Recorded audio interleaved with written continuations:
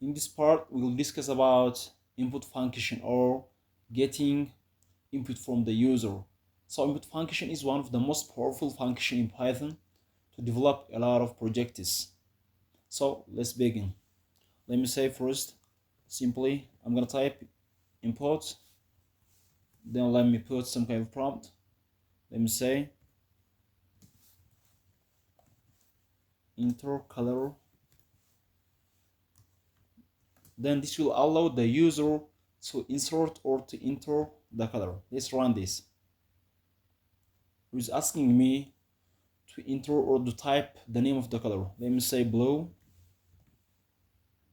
Then if I click enter, so already the process is finished. So this is how you can ask the user to input or to insert or to type some kind of information by using the input function.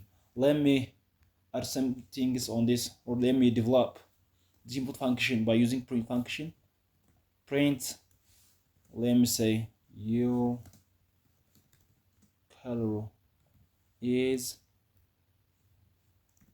I'm gonna use the concatenation principles. Let me use comma, and let me store. You have to store this input function in some kind of variable. If I insert input as it is without storing this input function in some variable, then I may not get the desired or the required result. Let's run this. Enter color, let me say red. If I enter this, your color is, it's not printing the name of the color, so it is saying something else. So to print the value of the input, I'm gonna store this input value or this built-in function in some kind of variable. Let me say color.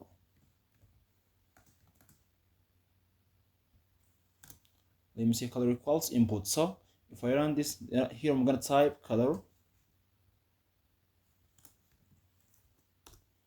If I run this, I will have the correct result or the desired result.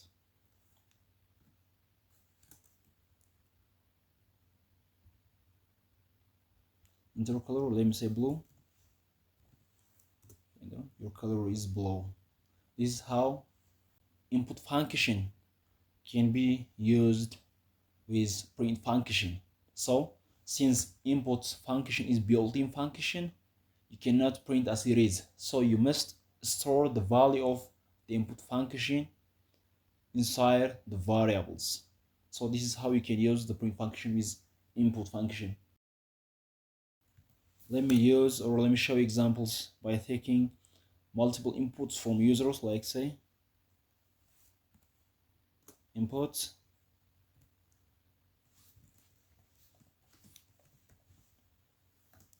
let me ask the user to enter his name, and the other will be, let me ask the user to enter his age or her age.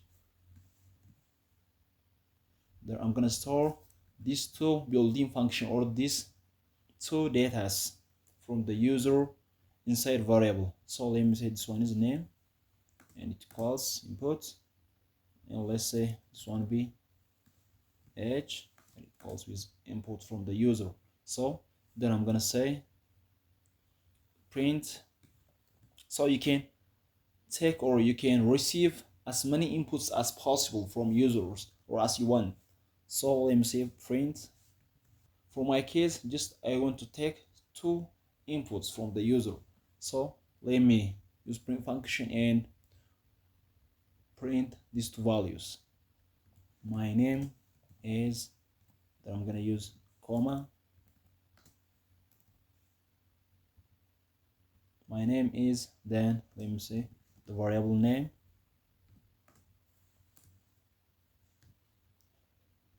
and say, and I am, and let me say age.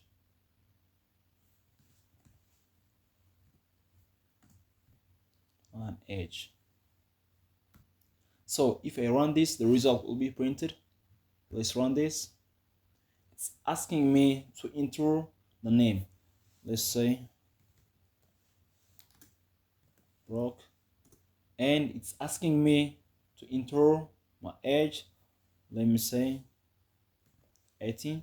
So finally, if I click enter, so the result is printed.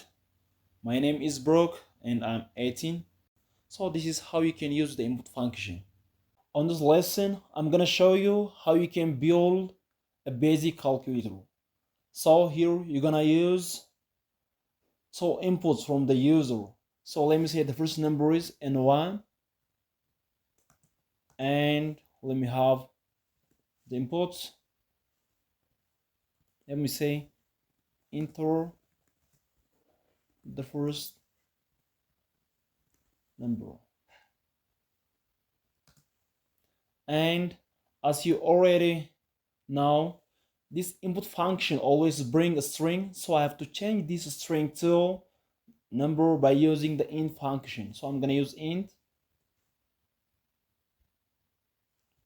So here's the first number that the user can give to us. So I'm gonna use this one